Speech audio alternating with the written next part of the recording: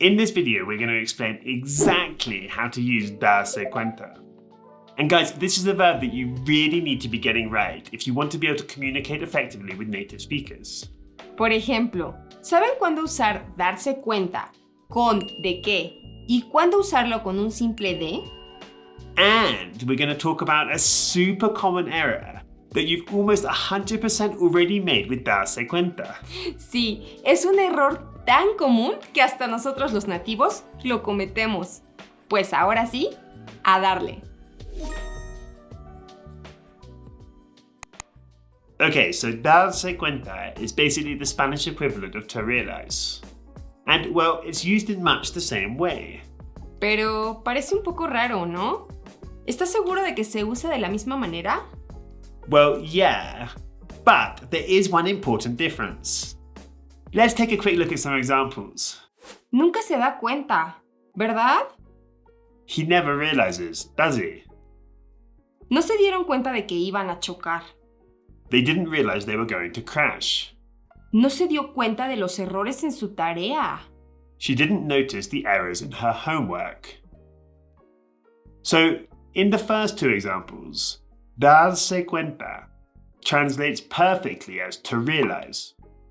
But in the third example, to notice is probably a better fit. And that's because to realize in English normally involves some sort of mental acknowledgement. Or maybe an aha moment. But darse cuenta in Spanish can also mean simply detecting something via observation. Kind of like the English to notice. And before we dive into when to use de que and when to use de, just a quick word on how darse cuenta actually works. And funnily enough, that scary looking cuenta part is actually the easiest bit because it never changes. And as for the rest, well, it's a typical reflexive verb. So when you conjugate it, you need to add the corresponding reflexive pronoun in front. Me, te, se, nos, os, y, se. Unfortunately, dar itself is pretty irregular, but we're not going to get into that today. Bueno, pero ya cuéntanos. ¿Cuándo se usa darse cuenta con de qué y cuándo con de? Ándale. Yeah, it's probably about time, right? And it's actually pretty simple. Guys, we're going to give you some example sentences, and let's see if you can figure it out. Ahí les van unos ejemplos. Me di cuenta de que no iba a llegar a tiempo.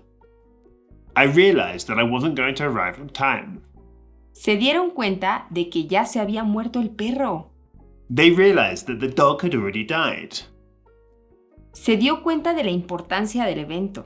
She realized the importance of the event. Okay, looking at the sentences, you need to work out when to use de que and when to use de.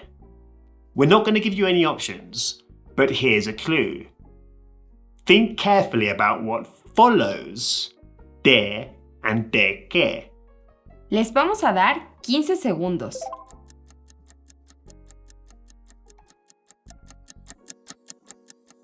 Okay, so if what follows darse cuenta works as a standalone sentence, then you need to use de que. And if it doesn't work as a standalone sentence, well, you're going to need to plumb for de. And you might have noticed that we put that in brackets in the first two sentences. Well, another way of thinking about it is that darse cuenta de que is the equivalent of the English to realize that. And what about darse cuenta que?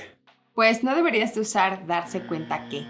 Yeah, according to the Royal Academy of Spanish, which is basically the authority on the Spanish language, it's never correct to say darse cuenta que.